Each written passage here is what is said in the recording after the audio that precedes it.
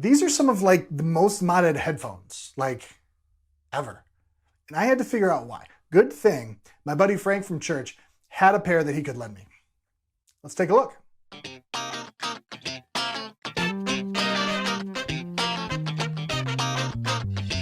What's going on, everybody? Jeremy with Detroit Tech. These are the Fostex T50RP Mark II. If you're wondering how true it is that these are modded so much, just Google T50RP mod. There are tons of search results, even whole like mod kits just made specifically for these headphones. I'll link to a couple of videos showing how to mod these as well in the description below. It's freaking everywhere. So let's get started. First of our 4 F's is finish. I feel like these might be pretty polarizing. I mean, they're well built, they have a pretty old school aesthetic. I mean, they're not exactly those like giant cans from the 70s, but they kind of just give me a little bit of that vibe. They're metal and good feeling plastic that seems pretty high quality. And I do really like the rubber headband. I don't really know why. Maybe it's just the whole like matte black everything movement that's kind of getting popular. Finish gets a 3.5 out of 5 for the modern crowd. Fit is next. The long bars for each ear cup adjustment really make sure these will fit some pretty freaking big noggins. However, they don't clamp very hard. I don't have anything against comfortable headphones that like, don't squish my head, but these almost feel like they're gonna fall off. They're still pretty comfortable though. The headband, it's really just a metal band with rubber surrounding it, and it sits really securely to your head. Isn't really uncomfortable considering there isn't a lot of padding really to speak of. 3.5 out of 5 for fit. Physicalness of these is really hard to kind of talk about. The MK2, the Mark II, they're not in production anymore. There's a lot of Mark III available. However, those hover around $160 or so. I did find a pair of the Mark IIs on eBay for a little under 100, but your luck will definitely vary on that. So I guess this is where my rating system completely falls apart. Fiscal gets a thumbs up. Now fidelity is where it kind of gets crazy. So a couple of house cleaning items first. These are planar magnetic headphones with a rated resistance of 50 ohms. So your phone could, produce sound from them, but you'll really want a dedicated amp.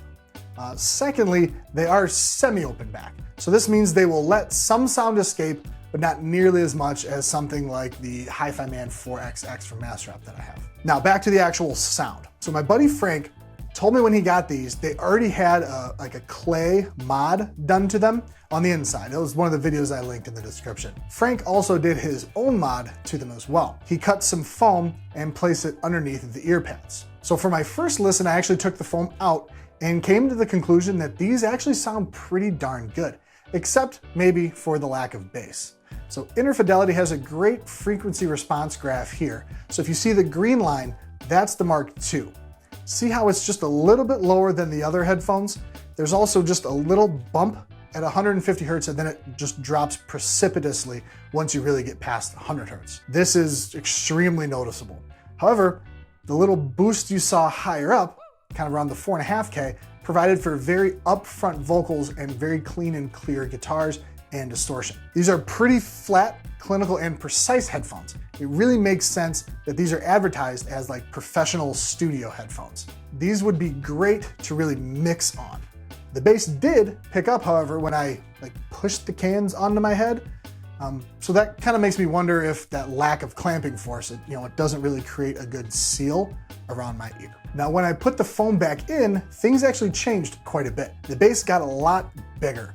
Now, they didn't turn into like bass monsters by any stretch, but the bass definitely came up front a bit more and vocals slid back just a touch. Not enough that I missed anything. They just weren't here. However, the foam did introduce a little bit of mud into the mix also. There was a kind of a little bit of a lack of clarity at this point, which makes me wonder again if, different foams would basically open cell versus closed cell. I don't know, something to check out later. But the foam also made it fit better around my ears too, so that probably played a big part. I would probably choose to use these without the foam myself. I tend to like things to be clear and precise. I wouldn't use them for everything. If, I'm gonna listen to some rap or something really bass heavy, I'd switch up to something else. But that's kind of the beauty of these.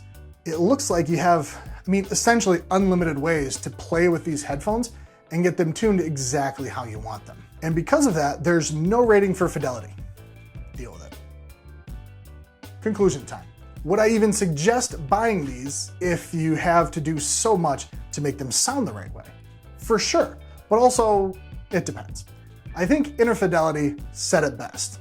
I think you should check out the Audio-Technica ATH M50X as a slightly better sounding, mostly in having just a better bass response, and sealed alternative. But if you are a headphone enthusiast who's interested in playing around with headphone modifications, the Fostex T50RP Mark III is a terrific place to start or continue your headphone modifying activities. Now, admittedly, they're talking about the Mark III version of these headphones, but I think it's still a very good comparison. Also, to be fair, I'm not sure the M50Xs actually sound better, but they definitely have a better bass response. But if you find a great deal on these, and heck, you like to tinker around with stuff and don't really mind spending maybe another 20 bucks or so just to get extra material to tinker, these headphones would be a great addition to your stable of headphones.